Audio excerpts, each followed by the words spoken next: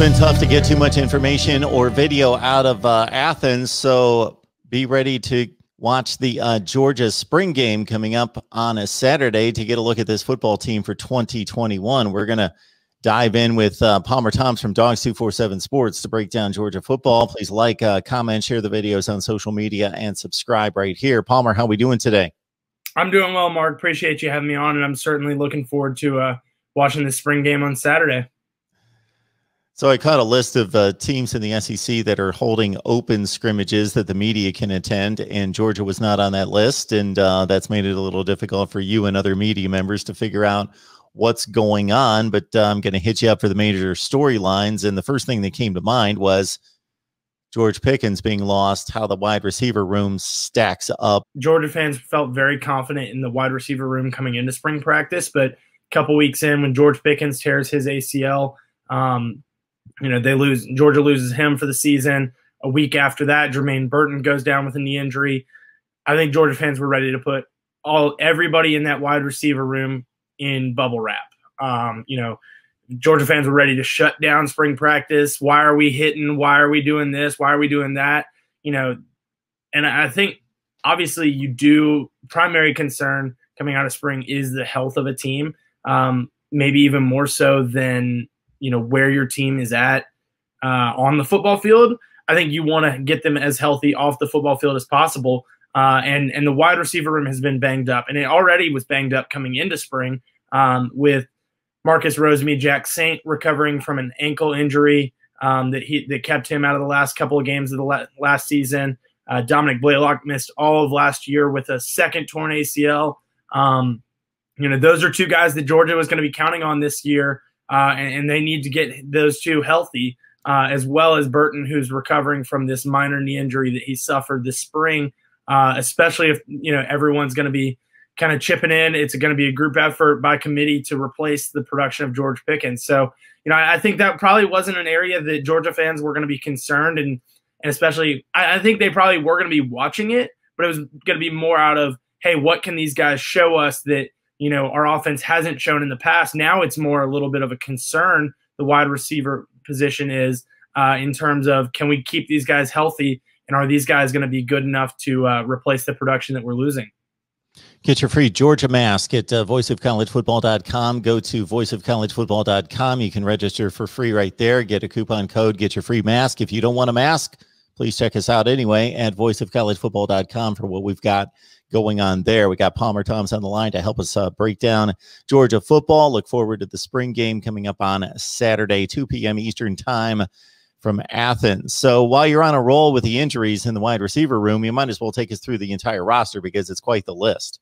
Like I said, Georgia fans are ready to put these guys in bubble wrap. Kenny McIntosh got dinged up early in the spring. He had a shoulder injury.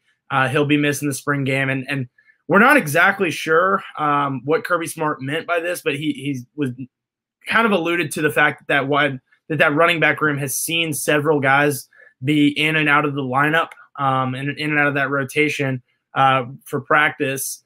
Mentioned a recent walk-on that has kind of come on strong this spring in replacing some of those guys, just in terms of a depth standpoint, because I know listening to some college football coaches around the country, it's tough to put on a spring game because you've only got a certain amount of guys on your team, and you've got to split that one team up into two teams for a spring game and spring practice and stuff. And so, rather than having 85 scholarship guys that you can, trot out there, well, each team's going to be split in half. And so, you're looking at 40 guys and you want half on offense, half on defense. And so, Kenny McIntosh is a guy in that running back room that's been banged up. And I think that there's probably been some others. I don't know the extent of those injuries. And it will certainly be interesting to see who's out there on Saturday. Defensively, Nakobe Dean is the biggest one for Georgia. Kirby Smart called him the field general recently. He's led the team in tackles last year, and he's certainly going to be looked towards as a leader this coming season. I think he has been out there at practice. He's been going through some of the individual drills, but not necessarily doing so hitting and getting involved in team activities, scrimmages, and stuff. I think we actually spoke with him yesterday. The media did, and he's kind of been Coach Nakobe, Coach Dean, and he's been out there working with the inside linebackers, helping them get ready for the fall as much as he can without actually being out on the field. So that's another position group that'll be interesting to see who steps up. Outside of that, there's a couple of injuries to some early enrollees. Micah Morris suffered a torn labrum, same injury that Dean has actually, and so he'll be missing the game. There's some talk about Xavier Sori, getting banged up before spring practice. I'm not sure exactly the extent of that injury and whether or not we'll see him this weekend.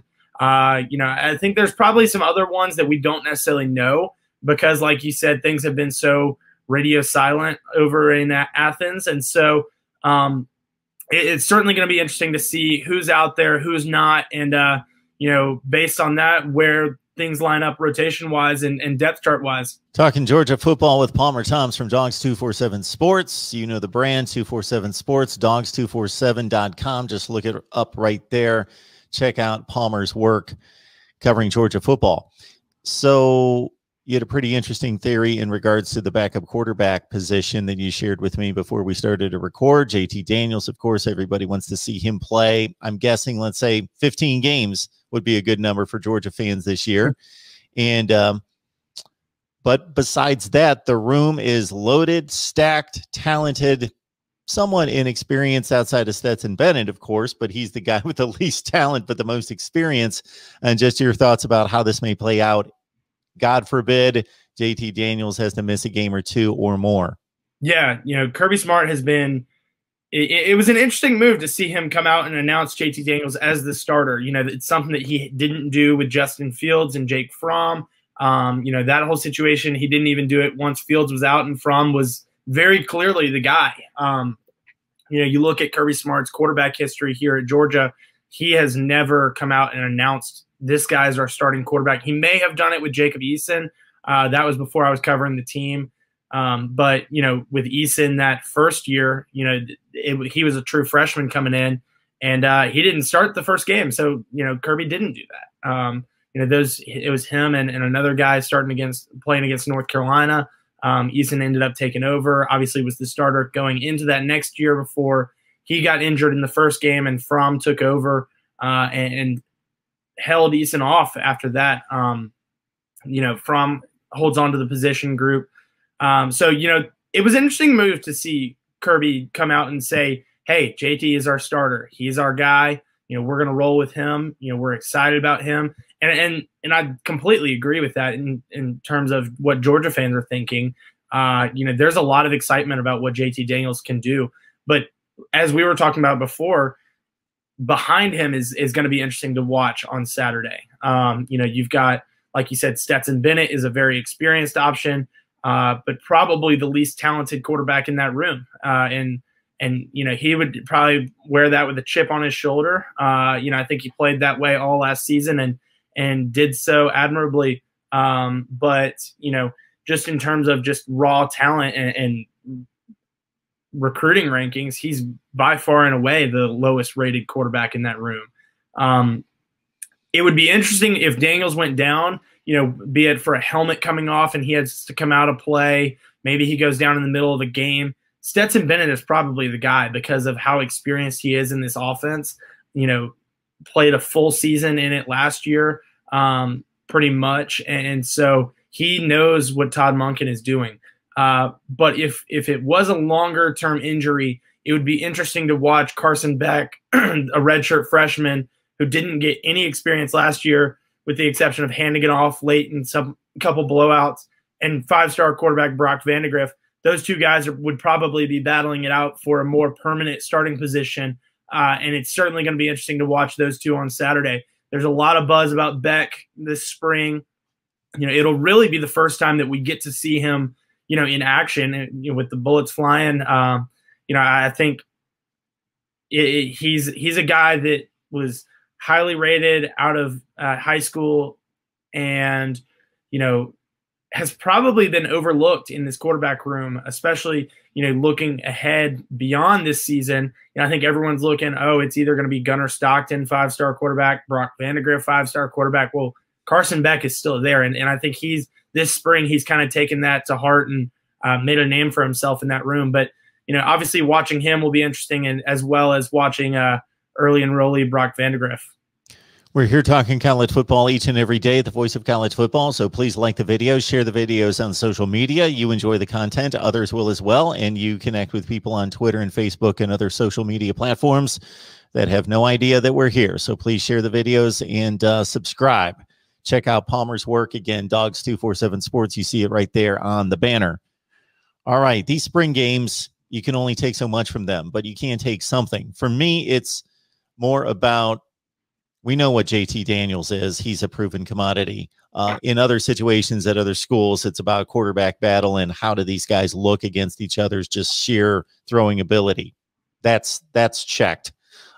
In regards to the line play, you brought up a good point in regards to trying to split up two teams, because offensive line, I would think that this would be one of the more important decisions that needs to be made about, do you keep the entire starting offensive line together so that they can work together against one of the top defensive fronts in the country, or do you split them up just to make it fair? What do you do right there? So that's difficult. The line play, I would think, to me, the most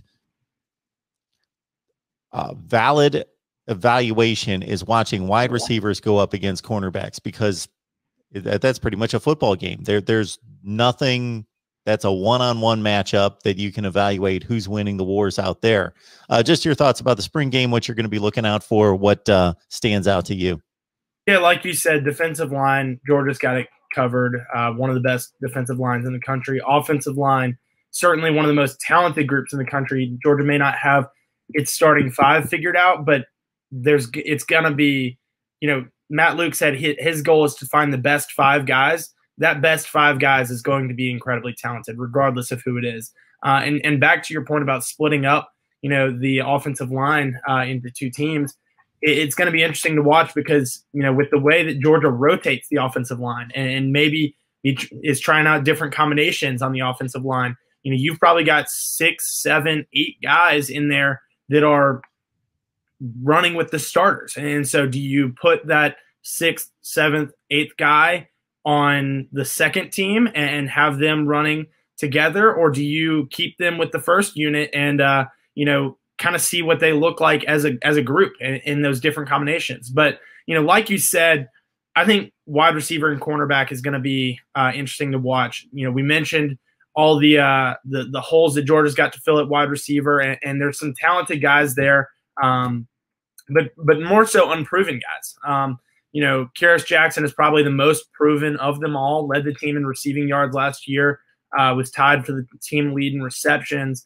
But I think everyone would look at George Pickens as that top receiver out of last year's group, played in 2 less games than Jackson, had the same number of receptions, and was 1 yard shy of Jackson for the team lead there.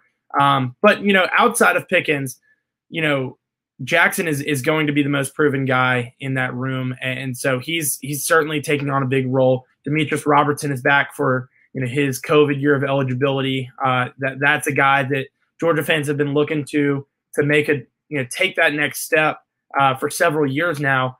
But based on the injuries, no George Pickens, no Dominic Blaylock, no Jermaine Burton, no Marcus Rosemy, Jack Saint. That's 4 of Georgia's top receivers that they were probably going to be counting on headed into this next season. So you're looking down the line at some younger guys, redshirt freshmen and true freshmen, early enrollees. Arian Smith, that's a guy that Georgia fans absolutely are excited to see. Saw him briefly at the end of the season, and he made some big plays. Had 2 receptions of over 50 yards. His first career catch was a touchdown against South Carolina.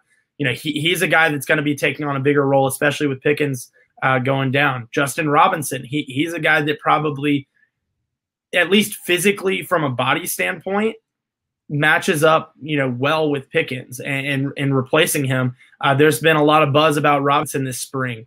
Adonai Mitchell is an early enrollee freshman, true freshman, that's also made some buzz. And so I think, watching those younger receivers is going to be interesting.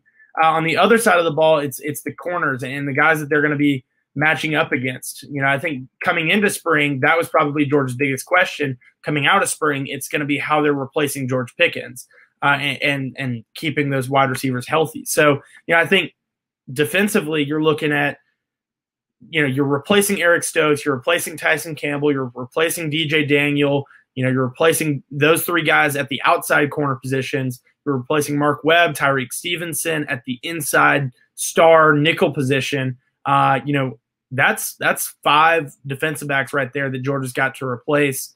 And they're doing that without a ton of experience. So, you've got Amir Speed, who's a senior that's kind of waited his turn. He's made some buzz early this spring. And, he could have a say in the battle for a cornerback position. Obviously you've got 5-star Keely Ringo, who is, was a top-rated corner coming out of high school. I think a lot of Georgia fans have kind of just penciled him in and said, oh, he's going to be one of the corners. Well, not so fast. Kirby Smart has said Keely Ringo, given the fact that he did not practice at all or didn't play at all, he was limited in practice. He also had a labrum injury that kept him, very limited last season. Didn't get a ton of the reps that these other freshman corners were getting. Jalen Kimber might be ahead of him. And so, watching Ringo make the steps to, what maybe his expectations were coming into Georgia, make that progress to that point. That's going to be interesting to watch. And it's really going to be interesting to watch him matched up against some of these wide receivers. And like I said, Jalen Kimber, I would probably say your 3 corners that are probably going to be rotating with the ones or probably the 3 guys that are going to be rotating throughout the season are Amir Speed, Keely Ringo, Jalen Kimber. That is, unless Georgia goes to the transfer portal and gets a more experienced veteran at that position. But as it stands right now, those are the 3 guys that I would watch at corner. A true freshman that I would watch, actually 2 of them that I would watch is Nyland Green. He's a guy that, highly rated corner, could have a say in this competition as well. Maybe as that 4th corner, kind of reminds me, I think it was 2 seasons ago when Tyreek Stevenson was a true freshman, kind of that 4th corner in the rotation behind, the 3 guys that I mentioned, Stokes, Campbell, Daniel. Those 3 guys were kind of your 3 primary guys. But Tyreek Stevenson rotated in here and there as well at a corner position and ended up playing a bunch of star throughout that season. Nyland Green could be in a similar situation where he's, maybe a rotational guy. If Georgia needs to throw an extra defensive back on the field and needs a coverage guy more so than a run stopper, Nyland Green could be that guy. And then the other guy, the other true freshman that I would watch, and this is more just an interest, out of interest rather than, he's going to have a say in the competition, is Lavassier Carroll.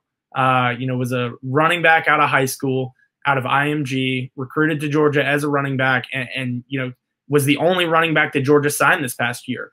And he has, based on the depth and experience that they have at that running back position, with Zamir White returning, James Cook returning, Kendall Milton's back in the mix, Kenny McIntosh, even though he's been banged up this spring, he'll be a factor this fall. Dejon Edwards got some experience. That's a deep running back room. And so Lavassier Carroll has made the change over to defensive back, and has gotten a bunch of reps there. And from what we've heard, he's looked pretty good. So I'm definitely interested to watch him play this Saturday, and really the entire matchup between the wide receivers and corners. Palmer, I didn't know if you were aware. Just want to let you know that Georgia has the 7th best team in the country, and they're going to lose at least 3 games. So that's pretty much said and done. I'm quoting the ESPN Football Power Index before anybody gets mad at me at declaring Georgia is the 7th best team in the country. That's going to lose 3 games, at least 3.2 to be exact. So the FPI is out, and certainly raises my eyebrows in a number of directions. That being one, considering that I would say, as it stands right now, Charlotte being located where it is, Clemson being what it is, and Georgia bringing back, as you've outlined for us, more talent than what was expected at the end of last season based on draft decisions, and most of those going the Georgia way, that's a 50-50 toss-up And if anything, I'm going to give Georgia a slight edge in that game, actually. And then looking through the schedule, they're the best team by far, with only a challenge from Florida. And there's the possibility of the South Carolina type upset. Of course, everybody goes out there and plays every week. But my goodness, I think that's a bit distorted in regards to wins and losses in terms of them being the 7th best team in the country. I think they're clearly one of the 4 best teams in the country, without a doubt, myself. Yeah, that you mentioned 9.5 wins, I think was the expected total there. Let's say just worst case scenario for Georgia fans' sake, they do go out and they lose to Clemson, they lose to Florida. The sky's falling in Athens. That still puts them at 10 wins, and so I would take the over there on 9.5. Like you said, that you could obviously see any of those upsets. You got to go out and play the games every Saturday, and obviously an upset could happen. I don't think any Georgia fan was expecting to see South Carolina come into Athens and beat them a couple years ago.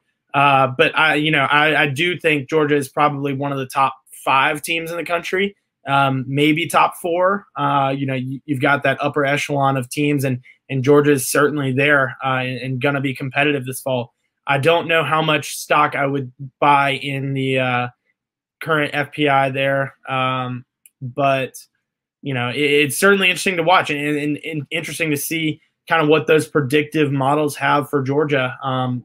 Because I think expectations are really high here in Athens. And so, it's interesting to kind of look at it from a national standpoint of what everyone else is saying. I am scurrying to try to find the 2020 FPI preseason. I haven't been able to find the exact chart, but I found an article that outlines it. Georgia was number 10 preseason. I was going down the list. I was thinking, where are they? Number 3, number 4, number 10? They were 10th preseason last year. Again, well, I think you're looking at that. Obviously the quarterback question coming into last year was probably the biggest concern for Georgia there. And then they lost a lot of talented players. Offensive line, you had 3 guys drafted. Like I said, you were replacing Jake Fromm. I think expectations were really high for the defense last year, more so than the offense. And I think there was a lot of, mystery and uncertainty about that offense, given the fact that they were bringing in a first-year offensive coordinator, Todd Monken, and Georgia fans were really hoping that he had control of the offense rather than Kirby Smart. But, there wasn't a ton of clarity on exactly what it was going to look like. I do think expectations are extremely high for Georgia this season, probably higher than they were last year, given the fact that they do return so much from a draft decision standpoint. And, I don't know. I would probably have had Georgia higher than 10th there, but I would definitely have them higher than 7th in this year's.